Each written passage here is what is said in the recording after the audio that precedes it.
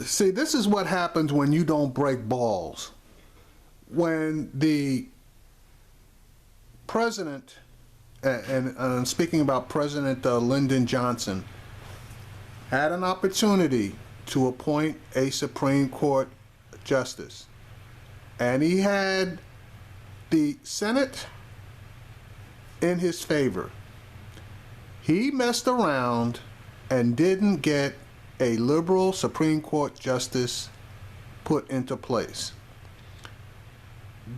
That was the point where the court flipped from being a left-leaning court to a right-leaning court, because his replacement, Richard Nixon, appointed a conservative Supreme Court justice, and the court has been conservative-leaning ever since.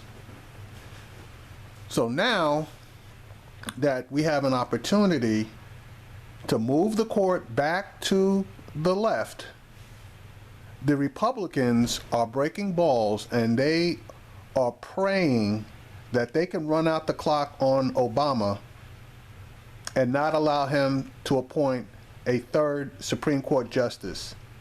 They're hoping and praying that a Republican is going to become President of the United States. This is going to backfire.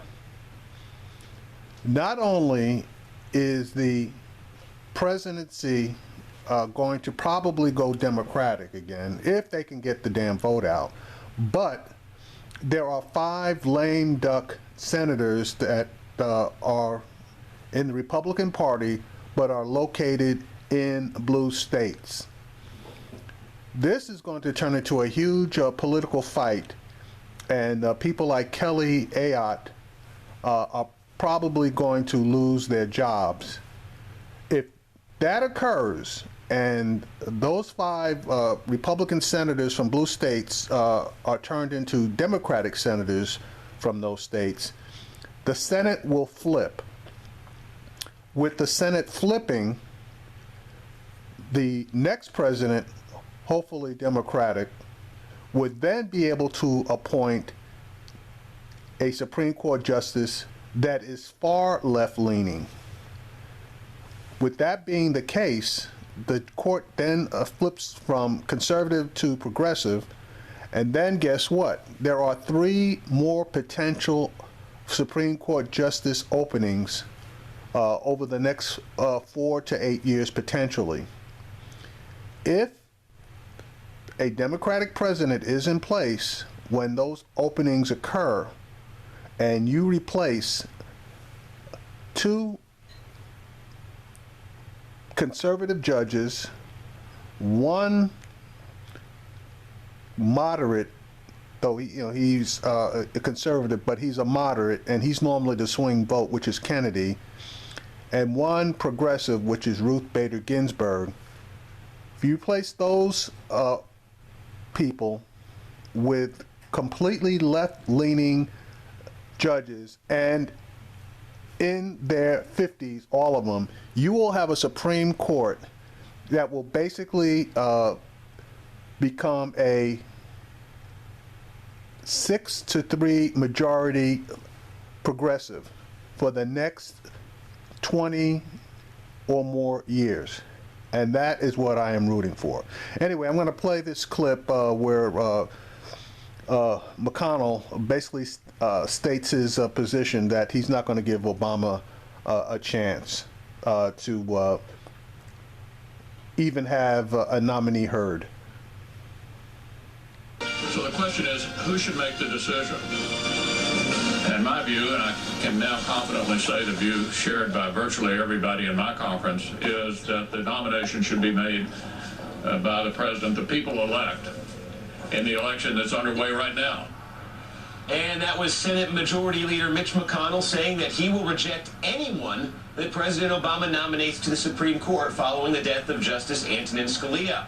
And just this morning, we have new reaction from the president. This in a just released piece that he wrote for SCOTUS blog. The president describing exactly what he's looking for in a Supreme Court nominee. He writes, quote, "I seek judges who approach decisions without any particular ideology or agenda, but rather a commitment to impartial justice, a respect for precedent, and a determination to faithfully apply the law to the facts at hand." And joining me now is the publisher of SCOTUS blog, which got this scoop, also an MSNBC Supreme Court expert, Tom Goldstein. So, Tom, reading what the president had to say today, can you read between the lines there at all in terms of pointing toward any particular candidates he might pick for this? I think you can infer two things. The first is that he's probably going to go to the courts of appeals, which are the level below the U.S. Supreme Court, and try and find somebody that is incredibly qualified, but also has a lot of Republican support. And you get that from the idea that he's quite serious about this, that he is actually trying to press this forward, despite Republican pledges not to consider his nominee at all. And the second thing that really strikes me is what they are not saying, what the White House isn't doing, and that is they don't seem yet, at least, to be trying to turn this into a political score for themselves. They seem to try not to be picking fights with Republicans, trying actually to persuade them that it would be worthwhile going through with a vote and confirming someone, and that's what's perhaps most interesting to me. So the idea here might be, look, you had Scalia, who was basically the most conservative justice on the court, not to replace or try to replace Scalia with someone who's equally liberal as Scalia was conservative, but to go middle of the road so Republicans, maybe some Republicans at least, would look at that and say, that's reasonable enough. Yeah, my sense is they are really going to give this the college try. Every indication is that it may well be hopeless because Republicans are completely committed to the prospect that a Republican might win the presidency and get to replace Scalia. This is a seat on the Supreme Court that will determine the direction of the court for probably a quarter century, but they seem willing to try and work with Republicans to put somebody on in the center left that would be acceptable. I don't think it'll work, but they are really not just trying to make political points out of it. Although I guess you could argue that going through all the motions like this might make them look more reasonable and score political points that way. But interesting what you're seeing there, that they are going to, it seems at least, interested in going forward with more of an attempt at a compromise choice. Tom Goldstein from SCOTUS blog. That's a really interesting essay you got there from the president. I got a lot of conversation today. Thanks for joining us. Thank you.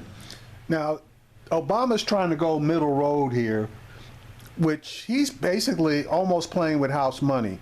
Because more than likely, with the nuts that they have trying to get the nomination on the GOP side, more than likely, most people are going to hold their nose and come out and vote for Clinton.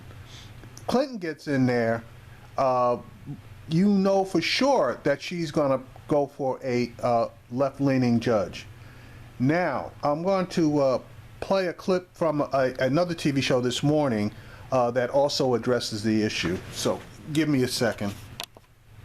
Now this is the section from News 1 TV 1 with Roland Martin, and he also addresses what's going on with the Senate, Grassley and McConnell, and what they're doing to Obama. So I want to play this clip, and this is just the a different direction that the president might want to consider. So Republicans yesterday took a vote and they said, you know what, Mr. President, if you even nominate somebody, we ain't even gonna meet with them. We don't care what you do.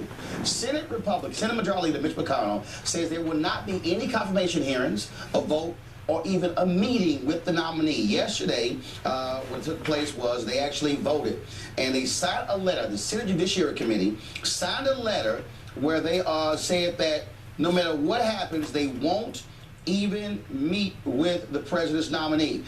Shelley, pull up, please, my iPad post. This right here is the actual letter. It was posted on Twitter, where all the Republicans on the committee signed a letter saying they won't even meet with the nominee.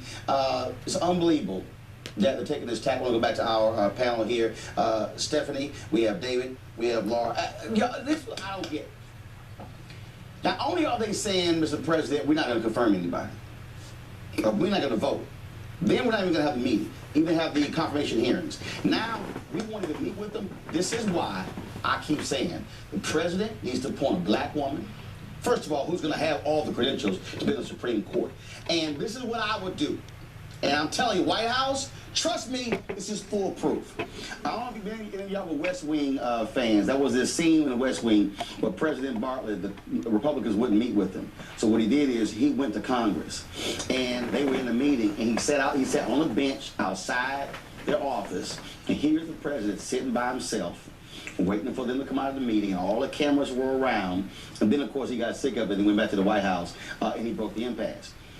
You cannot tell me the imagery would not be amazing if you had this black woman sitting on the bench by herself, door closed, and they're waiting to meet with her. I'm sorry, this goes back to George Wallace standing in the doorway of a school saying, you can't come in. Roland, you're right. They probably should listen to your advice, but it would have to be, in my view, someone like Attorney General Loretta Lynch, who's already in a cabinet-level post, who already will be out of that post when Obama's term ends, and who essentially has nothing to lose if they don't vote on her. If you're an appellate court judge right now, you may not want to, a black woman on the appellate court, you may not want to be nominated because that might be the end of your prospects for the Supreme Court. And this is the perfect opportunity for all the black women organizations across the country to come to D.C. like they did when the confirmation for Loretta Lynch was happening, to say, we believe that a black woman, because there's a multitude of qualified black women who could be a Supreme Court justice, this is a time for them to come to D.C.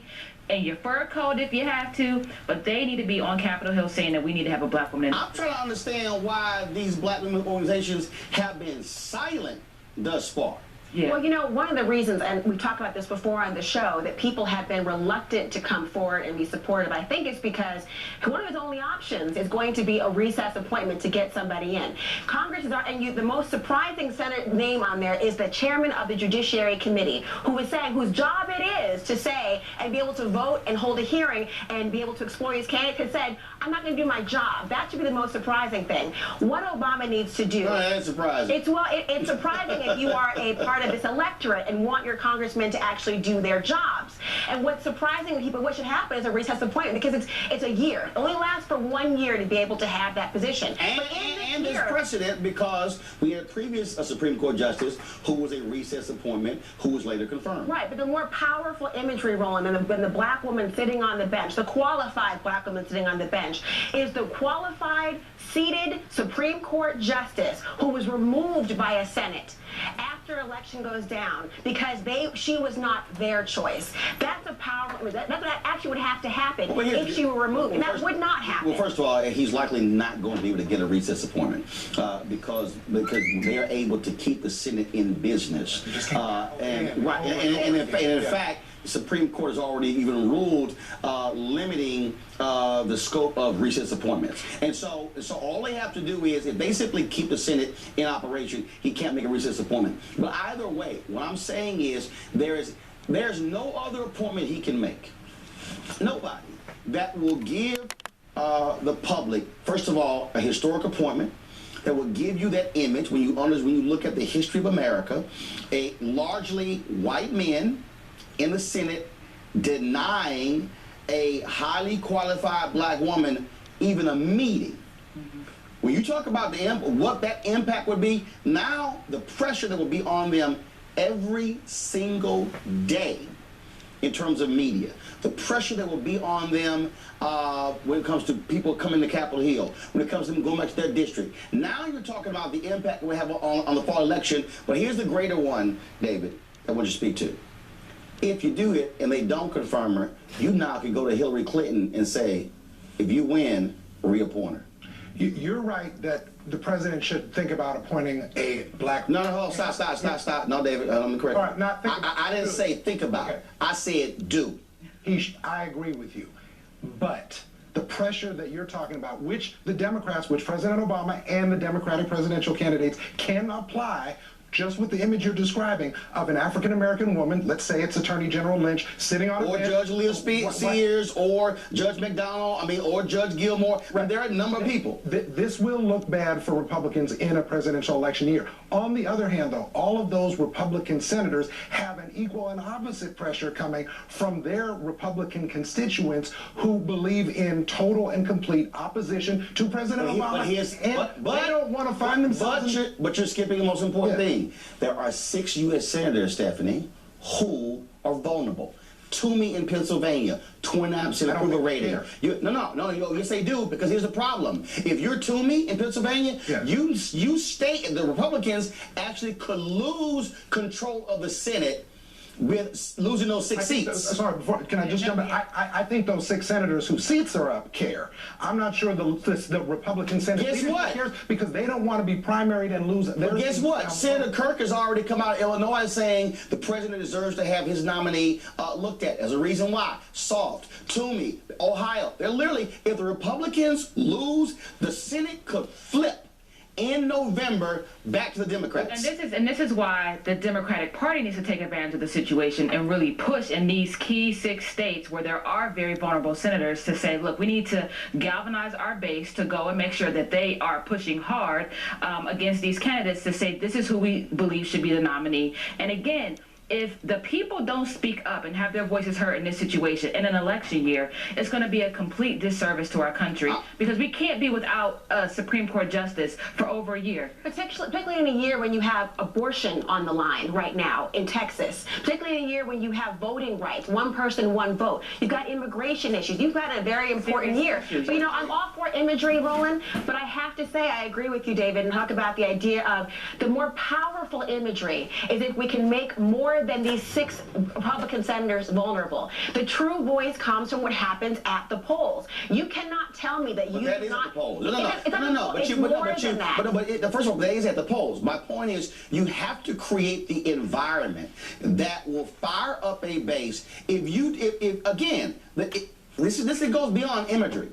This is a matter of saying, if these largely white males don't even meet with a black woman, you would now have African Americans who will be far more fired up. You now have women who will be fired up. You now have progressive groups. You now will have a daily protest, if you will. Right now, nothing really happening. But you will create a situation where you're going to have every waves of people coming to Capitol Hill. And you know what that means? Media attention, questions every single day. Now Trump has to answer. Rubio does. Cruz does. And here's the other piece. Black women voted at a higher rate than anybody else in 08 and 12. This sole appointment can become a galvanizing force for the constituency. And I go back to the other issue. What it also speaks to, if you now can look at Hillary Clinton and say, if you win, we want your word, you're going to renominate her. And see, now you put pressure on Republicans and the Democratic nominee. And if we're honest about it, we need to have a lightning rod situation like this injected into this election season, because a lot of voters are not feeling too excited about the candidates either on the Republican side or Democratic side. There's a lot of support, of course, for the Democrats, for Bernie and for Hillary, but there needs to be a galvanizing issue like this to get the base fired up, especially for the Democrats to be active and vocal in their states. It's going to actually do it. Now, also, folks, yesterday. Now, that's same subject matter, and basically a white point of view versus a black point of view. Both points of view are valid. My opinion, Obama needs to grow a pair and threaten the Judiciary Committee and the Senate that he's going to turn this into a giant political issue. And it needs to be pointed out to them that if they mess around and they lose the presidency and they lose those 6 senators and the Senate flips back over to Democratic, they are going to ride roughshod over them as far as Supreme Court nominations and appointments.